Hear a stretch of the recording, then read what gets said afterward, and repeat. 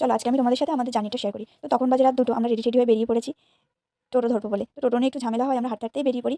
আর কিছু তো যাওয়ার পরেই আমরা টোটো পেয়ে যাই। তো নয়াটি স্টেশনটা পুরো ফাঁকা ছিল, তারপর আমরা নয়াটি লোকালে উঠে পড়েছি। আর এই দেখো ট্রেনে উঠে কখন ঘুমিয়ে পড়েছি জানি না, এই ভিডিওটা শুভ করেছিল তাই ভাবলাম অ্যাড করে দিই। তো দেখো নয়াটি থেকে শিয়ালদাতেও চলে এসেছি। আর শিয়ালদা এসে দেখি কি কত ভিড়, মানে এত ভোরেও যখন এত ভিড় হয় আমি তো জানতামই না, কারণ আমি তো রাতে এরকমভাবে কখনো বেরোইনি ঘুরতে না।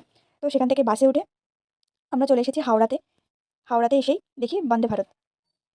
আর আমি কিন্তু এরকম ট্রেন জার্নি এই প্রথম করছি, এর আগে কখনো করিনি। তো আমাদের ট্রেন যেহেতু লেট ছিল, বসে বসে ওয়েট করছিলাম কখন ট্রেন আসবে।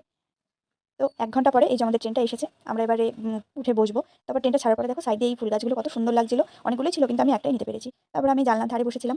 আর জানলার ধারে বসে সিট পেলে কার না ভালো লাগে বলো তো। আর ওইটা ভাইয়ের সিট ছিল, ভাই একটু উঠে গিয়েছিল বলে শুভ বসেছিল। আর যেতে যেতে দেখে কি রাস্তার ধার দিয়ে এই যে কত জবা ফুল গাছ লাগানো, আমার যে কি ভালো লাগছিল বলে বোঝাতে পারবো না। যেতে যেতে যে নদীগুলো পড়েছিল আমি দুটোর নাম দেখতে পেয়েছি, একটা দামোদর একটা রূপনারায়ণ লেখা ছিল, আমি জানি না ওগুলো ওই নদীর নাম কিনা। আর তারপর আমরা একটু আড্ডা দিচ্ছিলাম, ভাগ্যিস জানলার ধারে বসেছিলাম, নইলে আমার শরীরটা আরো বেশি খারাপ হয়ে যেত। যেহেতু আমি কখনো ট্রেন জার্নি করিনি তাই আমার শরীরটা